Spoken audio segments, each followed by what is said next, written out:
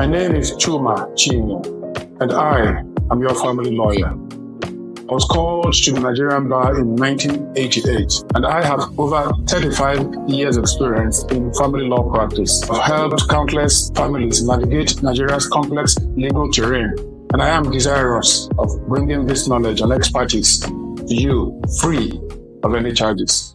My name is Chuma Chinye, and I am your family lawyer, your trusted guide through the sometimes treacherous landscape of family law. Today, we are continuing our discussion on inheritance, and today we'll be focusing on wills. We'll explore what makes a will valid. Buckle up, guys, because this is going to be both informative and needful for anyone looking to protect their assets and provide succor for their loved ones when they are gone. And I believe that this is a prayer of each and every one of us to live well here and to leave good legacies for our children when God calls. First, let's define what a will means. A will is a legal document that outlines how a person's assets should be distributed after that person's death. It can also specify issues like guardianship for minor children and make provisions even for your funeral and for payments of your just debts and even taxes.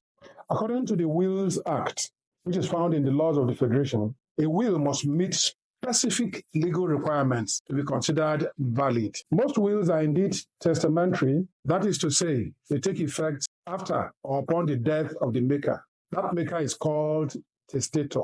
But before we go into the legal aspects of making a valid will, let us first dispel some Nigerian myths which have prevented many from making a will. First myth is that many people believe that only the wealthy need to make a will. This is far from the truth.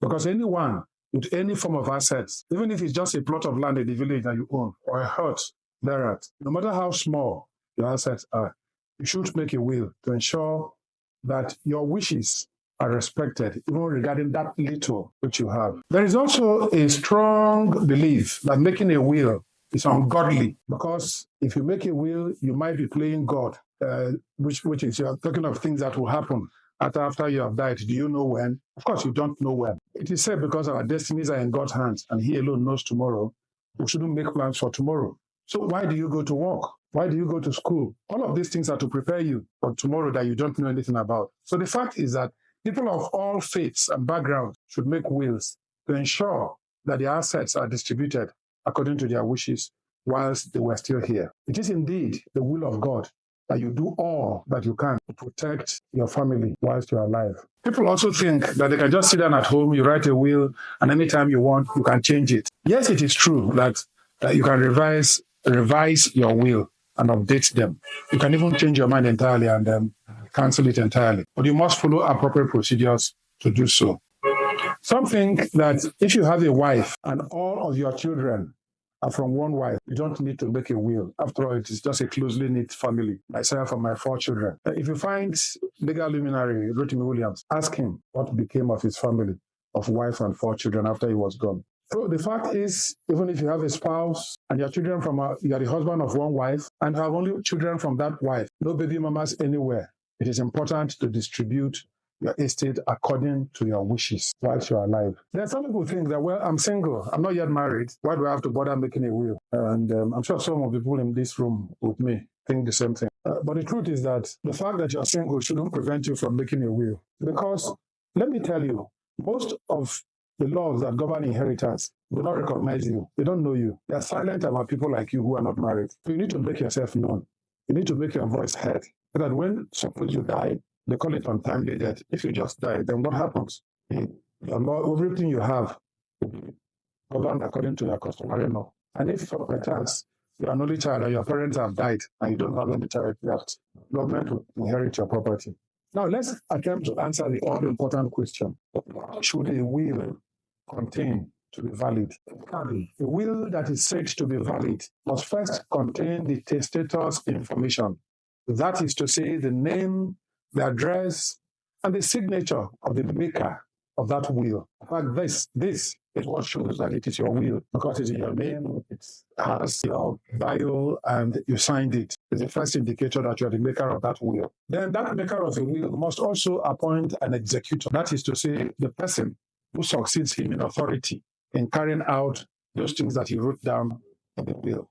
He is called an executor. Then the will must contain the names of beneficiaries, those who are found on the side of the maker of the will. It might be his children, it might be relatives, it might be a cause that he believes in, but the will must specify who they are. And the will must also list the assets of the testator, of the maker of the will. In other words, the properties that he owns, including real estate, bank accounts, investments, shares, and his personal belongings that he intends to distribute under the will. And of course, if you are owing, money, you must state you are owing so and so person money, and you must specify those liabilities and leave instructions as to how those liabilities will be offset. If you have any specific idea about how you would like to travel to the land of the unknown, then you should make provisions for your funeral arrangements, including your burial or cremation, or the specific luxury cemetery where your remains should be taken to. A good father would make provision for guardianship. A good mother should also do the same thing, which is the appointment of guardians for minor children if your children are still small or not yet of age to take care of themselves.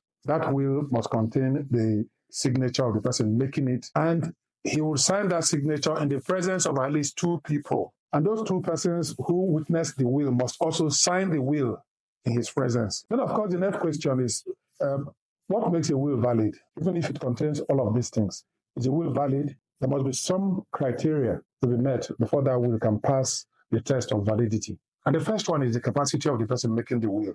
That person must be shown to be of sound mind, and he must be at least 18 years of age. He mustn't be ravaged by sickness to the point that you're in a coma or you've lost your mind. You must make your will early while you still can. And then it must be made voluntarily. It can never be made under coercion or undue influence. If it's made under duress or shown to have been made when you do not want to make it, it won't be valid. It must be in writing, properly signed and witnessed by at least two people in the manner that I have just said. That signing and the witnessing is very critical, because the witnesses must be present when the testator is signing the will, and they too must sign the will themselves in the presence of the testator. If you don't comply with this, your will is gone. It is not a proper will. Next, let's talk about types of wills. That's the basic testamentary document that you prepare to distribute your assets when you're gone. Then there is the joint will, a will made by two people. Typically, a husband and a wife can decide to make just one will for the distribution of their joint assets and the things they own as a couple. And there's a mutual will, which is a will that's made by two or more people, where each person's will is conditional on the other person's will. In other words, my will become effective upon your will becoming effective. This situation arises when perhaps a couple decide, for instance, that, okay, I'm the husband, I'll make a will, but my will only come to pass. People I want to inherit will only inherit after my wife has died. Then there is a living will, which is one that is made to outline typically your medical treatment preferences in case of incapacitation or severe ill health. Let me also tell you emphasize what I had mentioned earlier on. You need not be worried that once you make a will, it becomes an albatross, the sword of Damocles, which hangs over your neck eternally, and you're bound to honor that will forever. Not true. You can always change your mind and reflect what is the state of your mind and your relationship with your initial beneficiary still. You can do this by way of a codicil, which is actually an amendment to your will. Or you can change your mind and revoke the will entirely, cancel it and say you don't want to do that one again and make a new one. When you make a new will, it overtakes the previous one. You just simply say that this, my will, revokes all previous wills. But when you make a codicil, it's just an addendum to an existing will, an adjustment.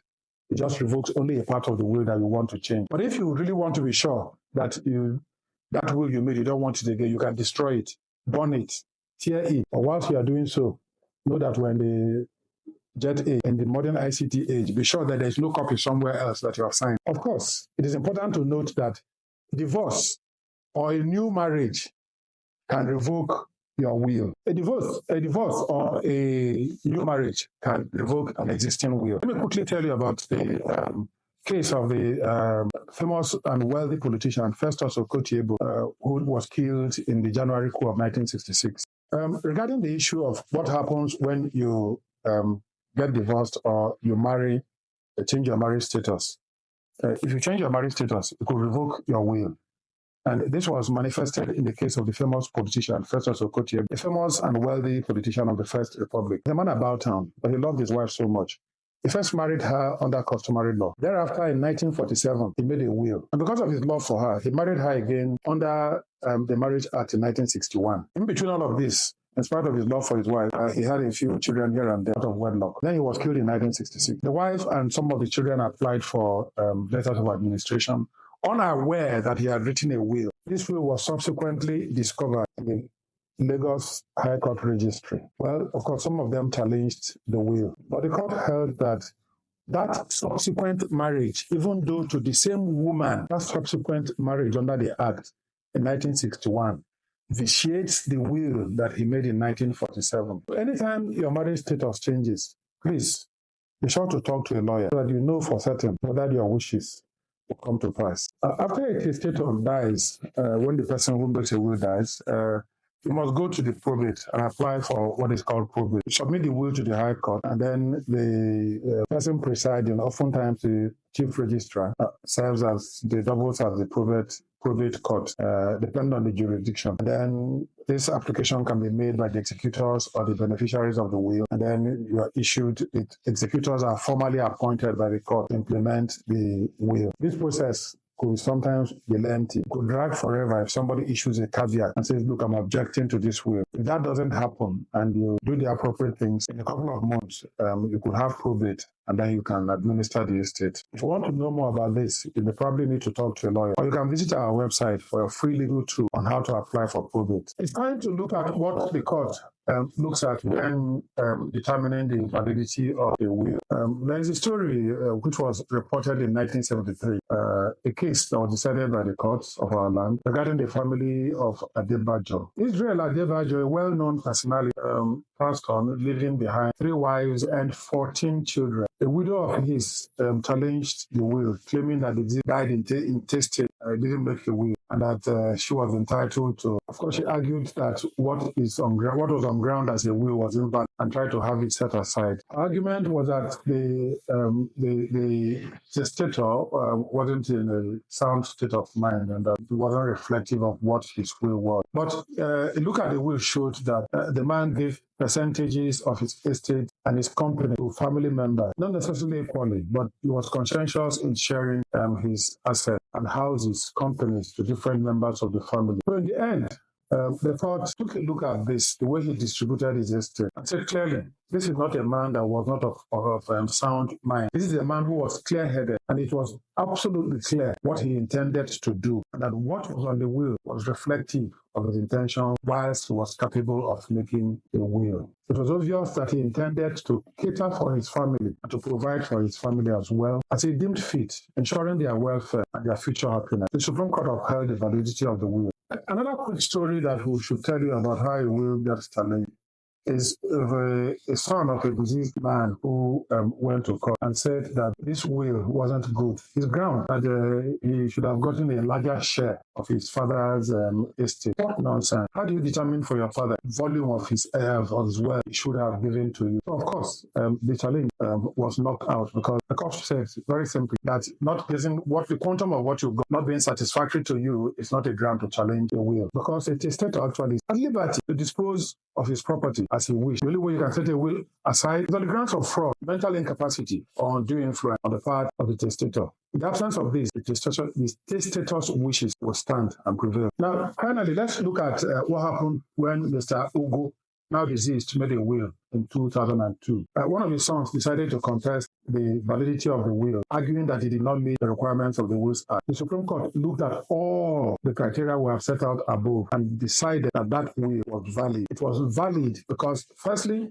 it was in writing. It was signed by the maker of the will in the presence of 2 or more witnesses, and the witnesses signed in his presence, and it was adduced as evidence before the court that the maker of that will had the mental capacity to do so at the time he made the will. There was no proof of undue influence or coercion. There was, in fact, no evidence of fraud or misrepresentation. In dismissing the claim, the court emphasized that these requirements are mandated and that any non-compliance may render the will invalid. But at the instant case, it wasn't proven, and so the testator's wishes went to those he intended for them to go to. This case highlights for us the essential elements that make a will valid under Nigerian law. It is indeed crucial to ensure that these requirements are always met to avoid disputes or challenging the validity of your will. As we wrap up this episode, I urge you to reflect on the significance of a clear legal documentation in your will and the protection that the will afford you and your family. This is important because if you make your will properly, you would have safeguarded the interests of your children when you can see. Now, you heard it not from me, you heard it from the horse's mouth. You heard from the Supreme Court of Nigeria what should be in a will and the implications of ensuring that your will, estate planning is not just for the wealthy, it's for anyone who wants to ensure that their wishes are honored and that their loved ones are taken care of when they are no more. Before signing off, let me remind us that the context of a will, a valid will, must include the following. It must include the name of the testator, must include the names of the beneficiaries, what they should inherit. It must be signed properly by both the testator and his witnesses. Once these are done and you have a sound mind, you have created a valid will.